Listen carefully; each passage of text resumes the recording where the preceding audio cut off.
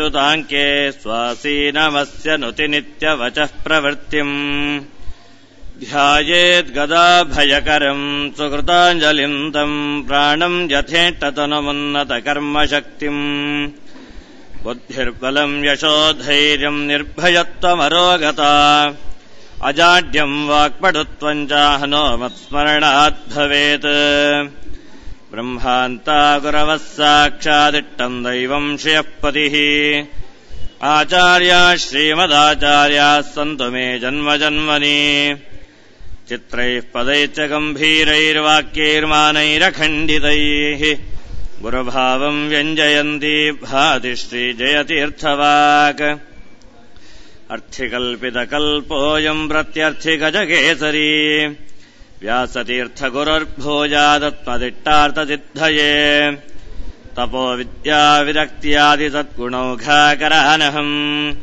वादिराजगुरून् वन्दे हयग्रीवपदाश्रयान् पूज्याय राघवेन्द्राय सत्यधर्मरताय च भजताम् कल्पवृक्षाय नमताम् कामधेनवे ब्रह्मचर्य हरिप्रीतिसुविद्यावादशालिनः इष्टदान् कष्टहर्तृन्नः विद्यामान्यान् मुनीन् नुमः श्रीगुरुभ्यो नमः।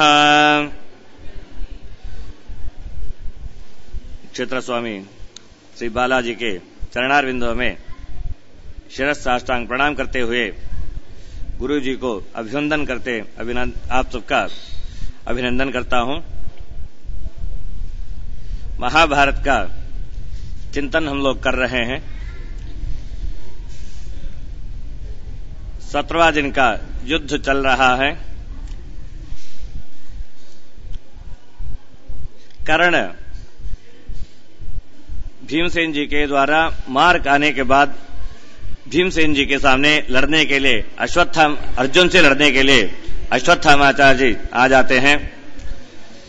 कर्ण को 2 बार बंदी बना देते हैं, उनको निरायुध बनाते हैं, लेकिन उनको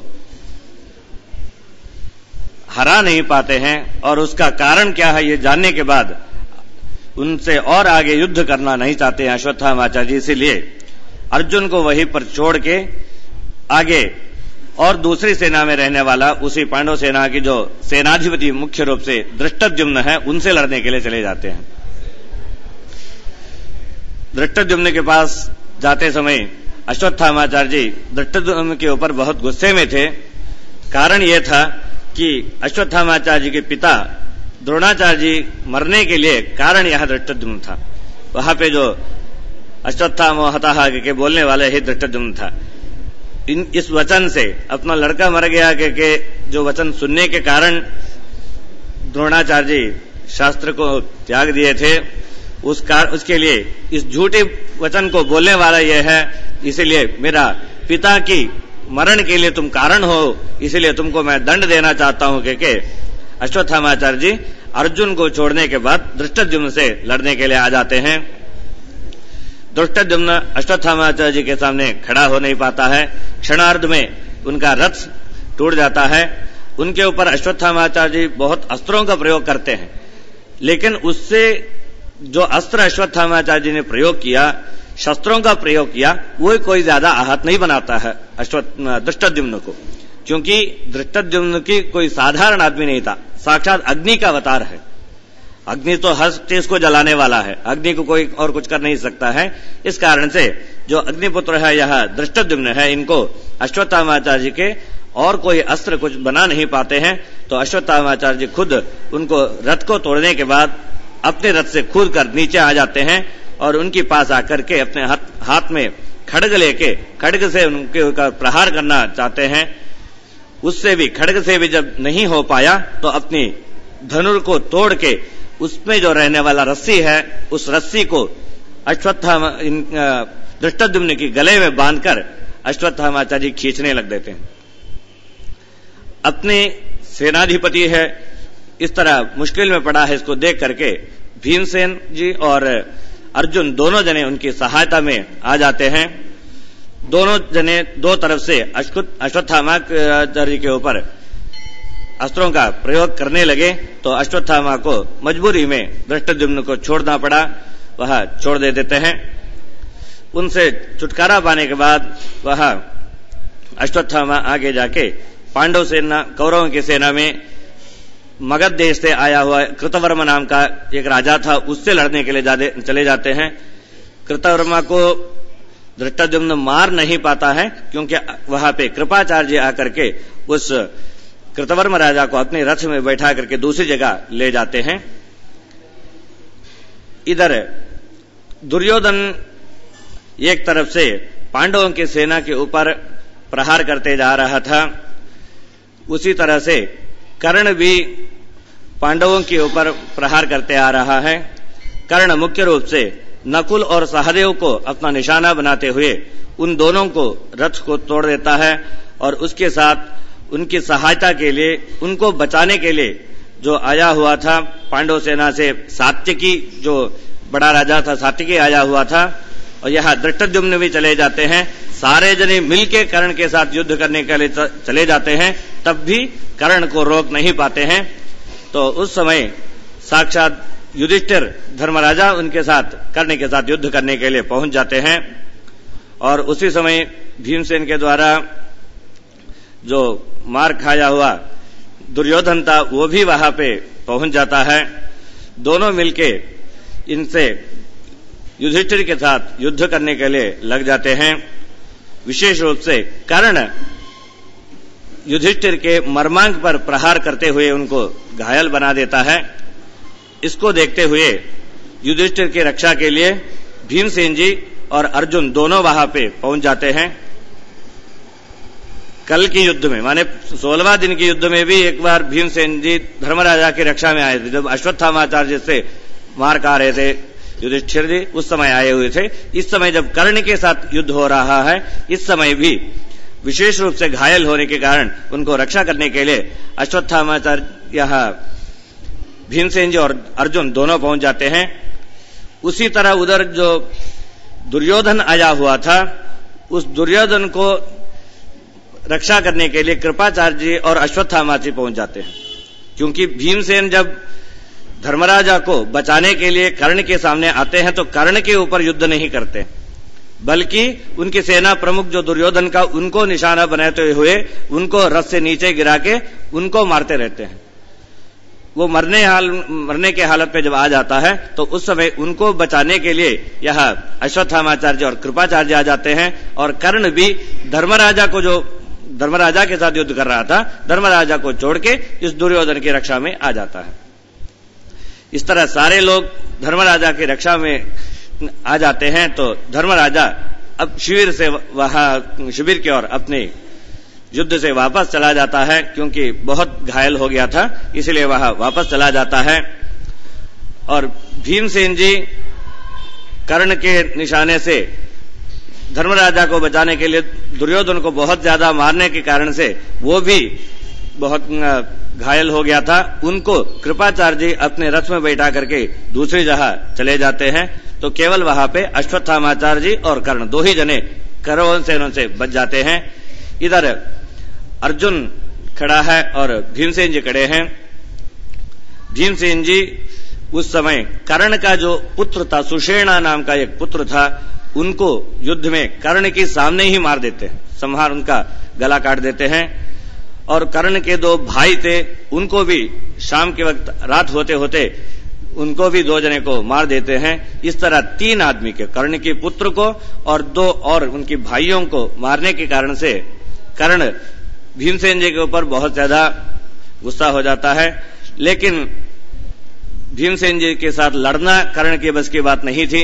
इस कारण से वह कर्ण भीमसेन जी के ऊपर युद्ध करने के बदले में पांडव सेना को अपने निशान बनाते हुए बहुत ज्यादा मात्रा में सेना को नष्ट करते हुए आगे बढ़ जाता है। और इधर अश्वत्थामाचार्य जी अर्जुन के साथ युद्ध करते हैं। पहले दिन की युद्ध में 2 बार अर्जुन को बंदी बना दिए थे। उसके बाद कृष्ण की कृपा से वह अर्जुन छूट पाया था, लेकिन आज के दिन में ऐसे नहीं हो पाता है। अर्जुन कृष्ण की सहायता पहले ही मिलने, उनके कृपा पाने से ही युद्ध करता है। इस कारण से अश्वत्थामाचार्य जी को ही निरायुध बना देता है और अश्वत्थामा जी को वह अर्जुन के सामने से हट जाना पड़ता है, वो वहां से चले जाते हैं। अर्जुन सोचता है कि अभी तक युद्ध करते हुए धर्मराजा इस रणांगण में नहीं दिख रहा है।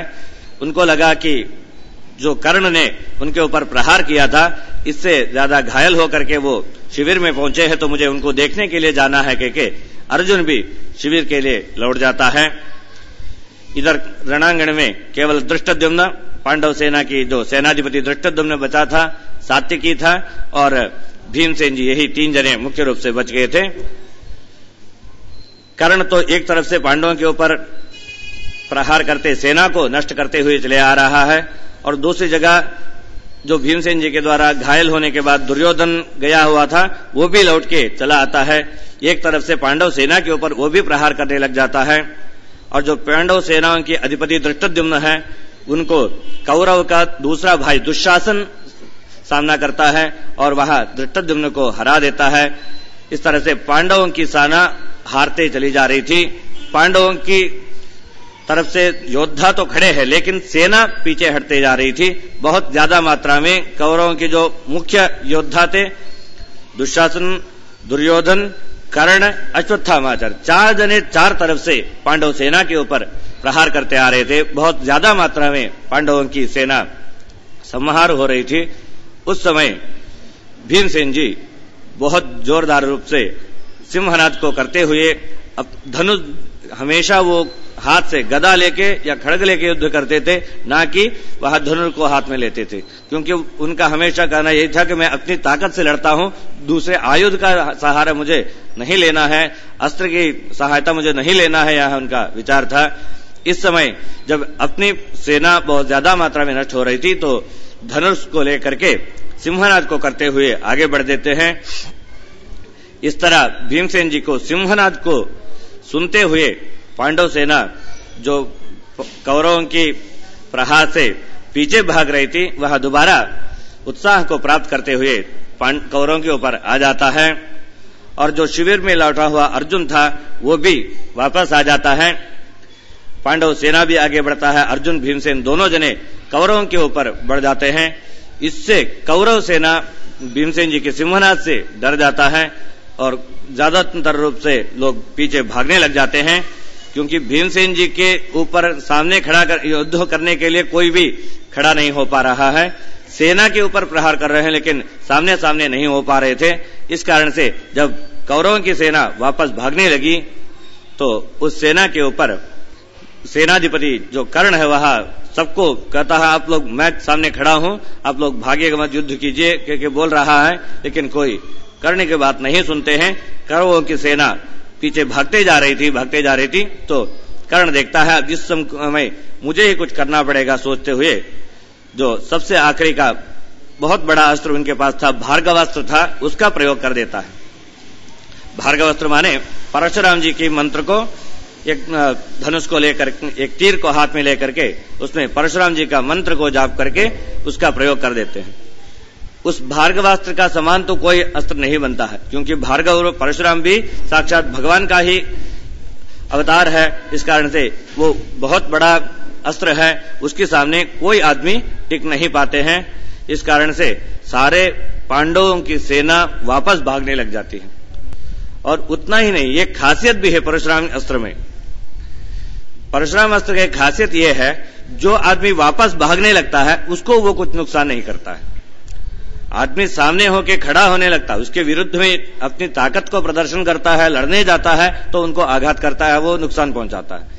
अगर युद्ध नहीं करेगा, पीछे हट जाएगा, भाग जाएगा, तो उनको कुछ नहीं। नारायण अस्त्र है, वो भी ऐसे ही है।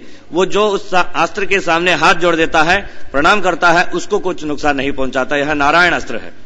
और एक ये परशुराम अस्त्र है, उन्हीं नारायण का दूसरा अवतार परशुराम अवतार है, उनका अस्त्र है। जिससे जो वापस भागेगा वो उसको कुछ नहीं करता है, क्योंकि भगवान का नियम ऐसा ही है। भगवान के सामने जो जाके हाथ जोड़ देते हैं और भगवान के सामने सर झुकाते हैं, उनको भगवान कभी कुछ नहीं करता है। अगर नहीं है उनके सामने, हम ऐसे हैं कि दिखाने जाते हैं, हम अपनी ताव को दिखाने जाते हैं, तो कभी छोड़ता भी नहीं है। यही संदेश है। इस कारण से इस अस्त्र के सामने कोई टिक नहीं पाते हैं। तो सारे पांडव सेना वापस भागने लगी। भागते हुए अपने को बचा लिया सब लोगों ने। धृष्टद्युम्न, सात्यकी, जो राजा लोग थे पांडवों के, ये भी सब भागने लगते हैं। उस समय अर्जुन को क्या करना है समझ में नहीं आया कि मैं युद्ध करूं, कैसे युद्ध करूं, क्योंकि परशुराम अस्त्र के सामने उसको रोकने वाला दूसरा कोई अस्त्र भी नहीं है। अगर एक अस्त्र प्रयोग करते हैं तो उससे बड़ा अस्त्र दूसरा अस्त्र प्रयोग करके उसको रोक सकते हैं, लेकिन जब सबसे बड़ा यह परशुराम अस्त्र का प्रयोग किया हुआ है, इसके सामने दूसरा अस्त्र नहीं है, तो किस तरह इसको रोकना है यह उनको समझ नहीं आया। कृष्ण से पूछता है मैं क्या करूं। कृष्ण उस समय दूसरी रास्ते से अर्जुन के रथ को घुमाते हुए भीमसेन जी के पास खड़ा कर देता है। भीमसेन जी से अर्जुन कहता है अभी हमारे सेना तो वापस भाग रही है, पूरा कर्ण ने जो परशुराम अस्त्र का प्रयोग किया है इससे डर के वापस भाग के वो लोग तो बच गए हैं, और सात्यकी हमारे धृष्टद्युम्न सेनाधिपति ये सब भी बच गए हैं, अब हम लोग 2 जने बचे हैं, मैं क्या करूं। तो हम लोगों को तो बचना, हम लोग अगर वापस जाएंगे तो हमारे लिए शर्म हो जाएगा, युद्ध से भाग गए ऐसे हो जाता है, इसीलिए हम लोग ऐसे करते हैं। मैं तो समशप्तकों से लड़ रहा था, अश्वत्थामा ने मुझे बुलाया तो मुझे युद्ध के लिए आना पड़ा, नहीं तो मैं उनके साथ लड़ने वाला था, इसीलिए मैं इस परशुराम अस्त्र के सामने खड़े होने के बदले में समशप्तकों के लड़ने के लिए दूसरे ओर चला जाता हूं। आप एक काम कीजिएगा, अपनी रक्षा के लिए आप ऐसा कीजिएगा, धर्मराजा यहां कर्ण से द्वारा मार खाने के बाद शिविर में विश्राम कर रहा है, आप उनके पास जाइए, उनके दर्शन करने के निमित्त में वहां जाकर के आप अपने को बचाव कर लीजिएगा के भीमसेन जी से अर्जुन बोलता है। भीमसेन जी कहते हैं तुम चाहे चले जाओ यहां धर्मराजा को देखने के लिए, लेकिन मैं तो युद्ध से कहीं वापस आने वाला नहीं हूं। मुझे तो युद्ध कभी कल मुझे कोई कह ही नहीं सकता है कि भीमसेन जो है युद्ध से वापस भाग गया, मुझे ऐसे मौका मैं कभी नहीं देता हूं, मैं लड़ने के लिए तैयार हूं, जब तक मेरी बाहों में शक्ति है तब तक मैं युद्ध में लड़ते रहूंगा, समशप्तकों के साथ भी मैं लड़ता हूं और परशुराम अस्त्र के सामने भी मैं उसका सामना भी मैं ही करता हूं, अकेले दोनों काम कर देता हूं, तुमको समशप्तकों से लड़ने की जरूरत भी नहीं है, तुम वापस शिविर में धर्मराजा को देखने के लिए चले जाओ करके भीमसेन जी बोल देते हैं। भीमसेन जी की इस बात कृष्ण को बहुत अच्छा लगता है और कृष्ण वही समय सेना की युद्ध के उस मौके पे भी भीमसेन जी का प्रशंसा करते हैं कृष्ण भगवान, क्योंकि ये एक क्षत्रिय की लक्षण है, ये भागवत धर्म है। इस तरह जो युद्ध माने जिसके लिए वहां अपनी जान को बचा के रखता है, अपने के लिए अपनी जान से ज्यादा उनको अपनी काम में कर्तव्य में निष्ठा है कहके भीमसेन जी का प्रशंसा भी कर देते हैं कृष्ण भगवान। अर्जुन तो भीमसेन जी के कहने से शिविर में लौट के वापस चले आता है। शिविर में आकर के युधिष्ठिर को प्रणाम करता है। युधिष्ठिर बहुत संतोष हो जाकर के अर्जुन को गले में लगाता है और उनकी प्रशंसा करने लग जाता है। प्रशंसा इसलिए करता है क्योंकि एक बार पहले जब अर्जुन वापस लौट के शिविर में धर्मराजा को देख के गया था, जाते समय धर्मराजा ने बताया था कर्ण ने मेरे मर्मांकर प्रहार करते हुए मुझे घायल बनाया है और बातों से भी मुझे बहुत ज्यादा दुख पहुंचाया है, मेरे मन में जो ठेस पहुंचा है इसको मिटाने के लिए तुमको कर्ण को संहार करने के बाद ही शिविर में दोबारा आना है करके यह उन्होंने बताया था। और हाँ, मैं कर्ण को संहार करने के बाद भी शिविर में लौटता हूं करके यह प्रतिज्ञा करके अर्जुन निकला था। धर्मराजा के मन में यह था कि अगर अर्जुन प्रतिज्ञा करके गया है तो उसको पूर्ण करके ही आएगा, ऐसे आधे में छोड़ के आने वाला कभी नहीं है। इस कारण से धर्मराजा ने सोचा कि कर्ण का संहार अर्जुन ने कर दिया है, यही सोचते हुए उनका अभिनंदन करता है, उनको बहुत संतोष रूप से स्वागत करता है।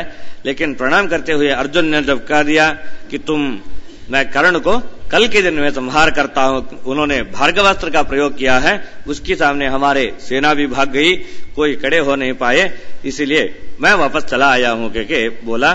तो धर्मराजा को बहुत ज्यादा गुस्सा आ जाता है अर्जुन के ऊपर, तुरंत उनको गाली देने लगता है, उनकी बुराई करता है और ये कह देता है तुम तो मेरे भाई ही नहीं हो, क्योंकि वो भीमसेन जो वहां पे लड़ रहा है वो मेरा भाई है, वो कर्ण को संहार करेगा मुझे मालूम है, तुमको वहां युद्ध करने के लिए जाने की जरूरत ही नहीं है, तुम तो केवल अपने को देखने वाले हो, तुम्हारे बात पे तुम्हें कोई गर्व नहीं है, तुम अपने जवान को नहीं बचा पाए हो कि उनको निंदा करने लगता है और कहता अगर तुमसे नहीं बन पाता ये काम, आज के दिन में जो कर्ण को संहार करना था मैं करता हूं कि तुम प्रतिज्ञा क्यों किए थे, तुम प्रतिज्ञा करने के बदले में, इस तरह वापस लौटने के बदले में तुम्हारे जो गांडीव धनुष है इसको तुम कृष्ण को दे देते, कम से कम यह कृष्ण ही उनको संहार कर देता करके बोल देता है।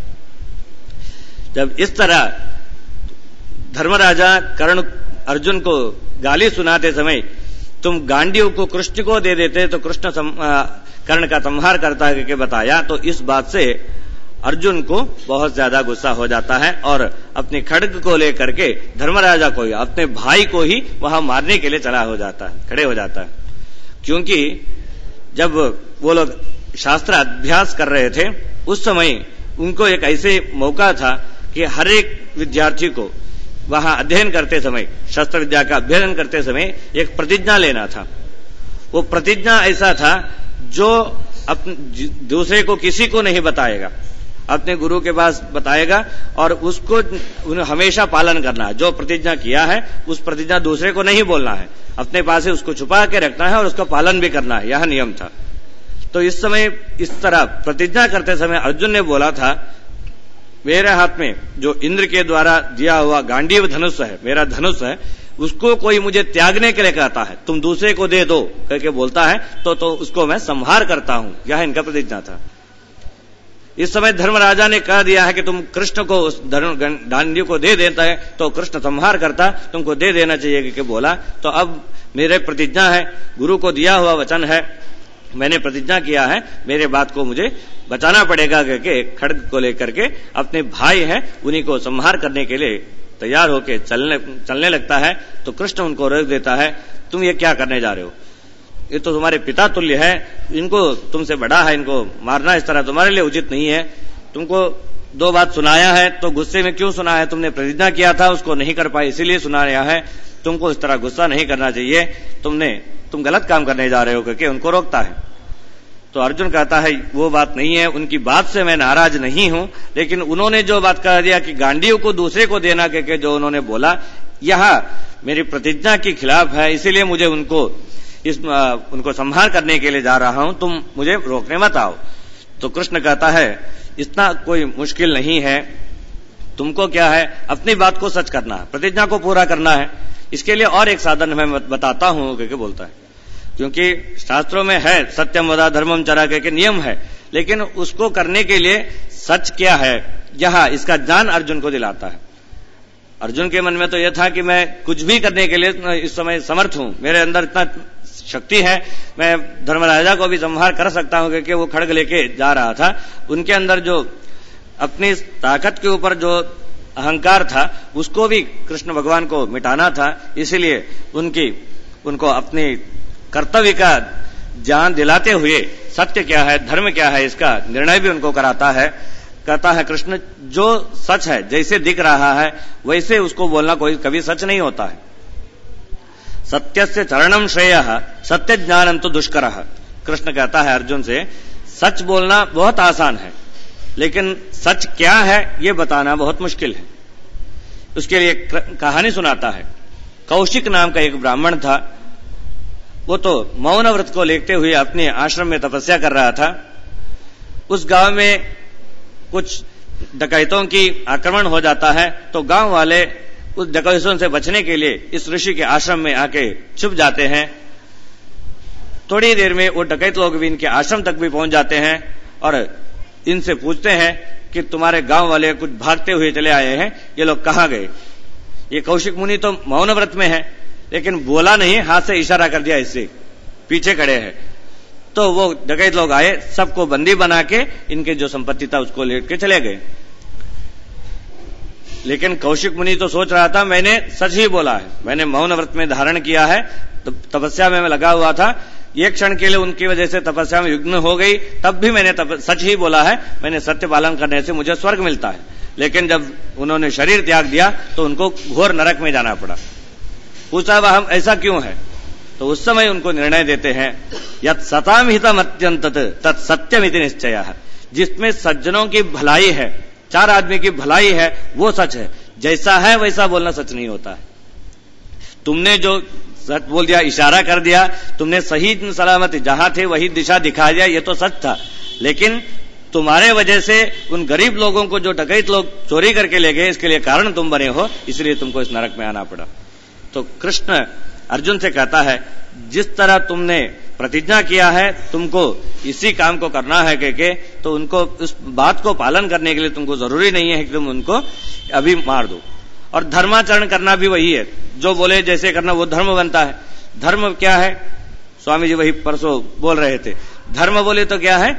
जिस यस्य धारणया युक्तः सधर्म ऐसे निश्चय, जो आदमी को धारण करता है उनकी कर्म करते समय उनके पीछे भाव क्या है उसको के ऊपर वह कर्म या अच्छा है बुरा है हो जाता है। धर्म के बारे में बोलते कृष्ण बोलता है, एक याद था, वो अपने माता पिता भूखे थे, उनके लिए अन्न ले आना था, इधर उड़ा ढूंढा कहीं कुछ नहीं मिला, जंगल में गया तो कोई मृग मिल गया, उसको उन्होंने मार दिया, ले आके उसकी मांस को अपने माँ बाप को खिलाया, उससे उनको स्वर्ग मिल गया। प्राणी वधा करने से उनको नरक में जाना चाहिए था, लेकिन वह नहीं हुआ, उनको स्वर्ग मिल गया। क्यों? क्योंकि कारण यह था कि उन्होंने अपने माता पिता की सेवा किया और ऊपर से जिनको उन्होंने संहार किया वह कोई असुर था, वह असुर ही उस मृग के रूप में वह जंगल में सारे बाकी प्राणियों को परेशान कर रहा था, उसको उन्होंने संहार करने के कारण से उनको स्वर्ग हो गया। तो कृष्ण कहता है कर्म क्या है?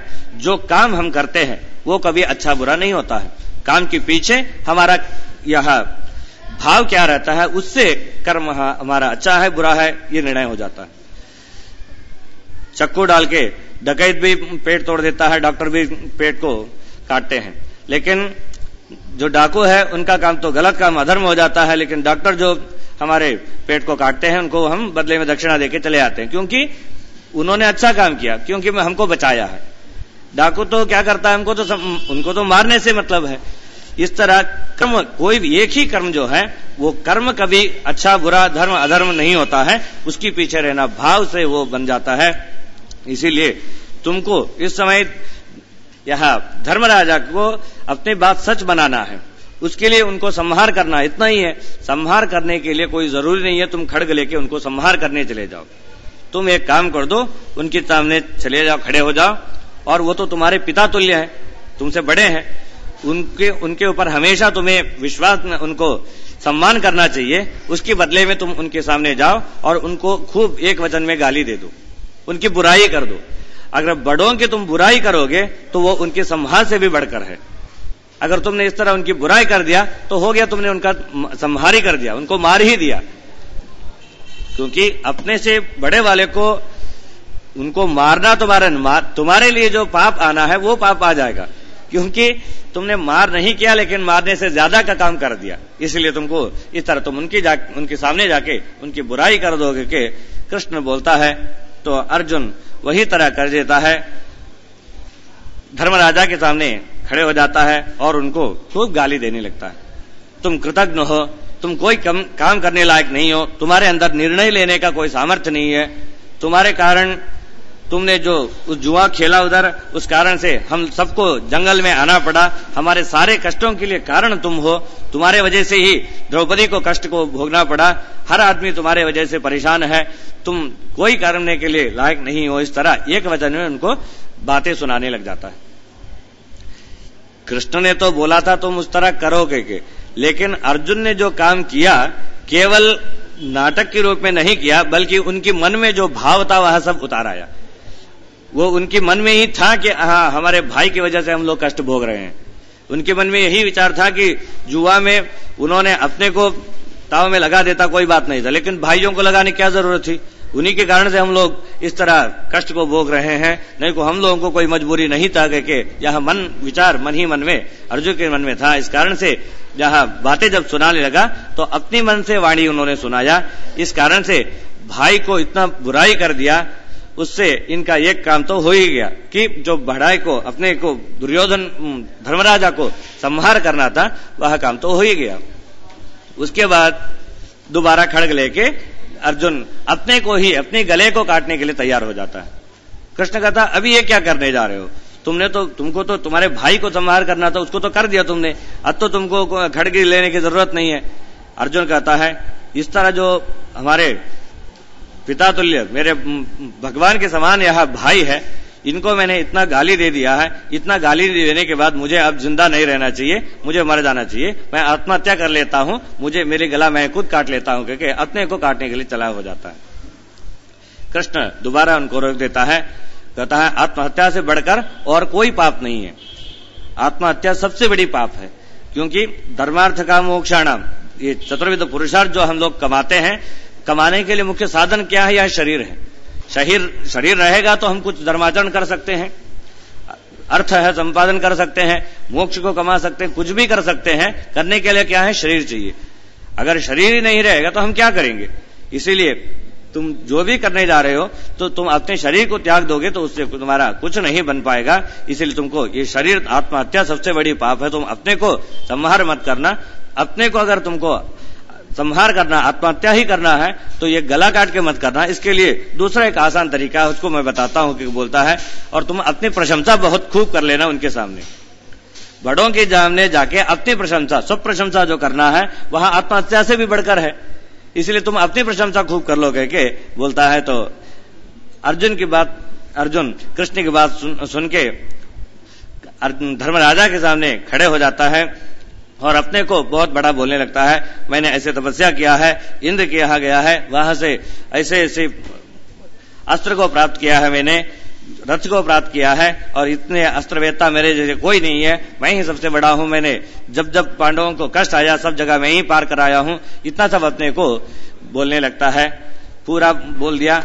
उसके बाद दोबारा उतना उनका मन थम नहीं जाता है। कृष्ण के पास आके बोलता है, अब मुझे क्या करना है कुछ समझ में नहीं आ रहा हो, मैं अच्छा कर रहा हूं, बुरा कर रहा हूं, क्या कर रहा हूं कुछ मुझे ही समझ में नहीं आ रहा है के बोल के कृष्ण के चरणों में आके प्रणाम कर देता है। कृष्ण कहता है, तुमने जो भी किया है अच्छा ही किया है, तुमको जो प्रतिज्ञा पूरा करना था वो भी कर दिया, और भाई को जो सुनाना था उसके बदले में प्रायश्चित के रूप में अपने वे को भी प्रशंसा कर लिया। तुम्हारा दोनों काम हो गया है। तुम अभी धर्मभाग से रुष्ट नहीं हो, धर्मभागी हो तो धर्मी हो, तुमको और कोई करने की जरूरत नहीं है। अब जाके तुम्हारे भाई से तुम आशीर्वाद ले लेना के उनको भेज देता है। इस तरह कृष्ण के से अनुज्ञा लेकर के अर्जुन युधिष्ठिर के पास चला जाता है, उनको प्रणाम करता है। लेकिन ये सब जितने बात हुई है अर्जुन और कृष्ण के बीच में हुई है, धर्मराजा को तो कुछ पता ही नहीं चला। धर्मराजा का तो केवल इतना ही समझ में आया कि अभी तक इन्होंने मुझे गाली दिया और अपने को बड़प्पन करने लगा, अपना बहुत बड़ा बोलने लगा। इससे यह धर्मराजा बोलता है, अब तुम ऐसा करो, मैं तो बुढ़ा हो गया हूं, तुम एक काम करो, अभी भीमसेन तो युद्ध कर रहा है, उनको युद्ध में वहां जीत के आएगा तो उनको राजा बना दो, तुम युवराज बन जाओ, और मुझे तुम गले से काट के मेरा संहार कर देना। तो बूढ़ा हूं, मैं रहने लायक नहीं हूं, मुझे तुम संहार कर दो, या तो फिर मैं जंगल में चला जाऊंगा। इसलिए ऐसे माने अपने एक दुख को उनके सामने व्यक्त करता है। तो उस समय कृष्ण वहां पहुंच के धर्मराजा को पूरी बातें सुनाता है।